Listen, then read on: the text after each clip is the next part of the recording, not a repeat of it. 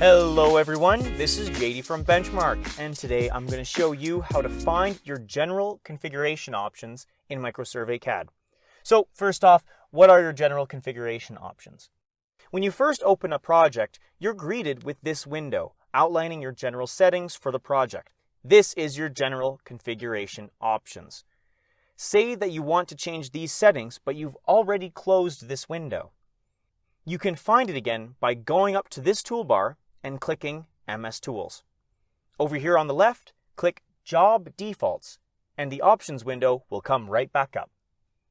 And that's about it. Please consider liking and subscribing, it really helps us out. And if you have any questions about this video or about any others on our YouTube channel, please give us a call at 1-888-286-3204 or visit our website at bench-mark.ca.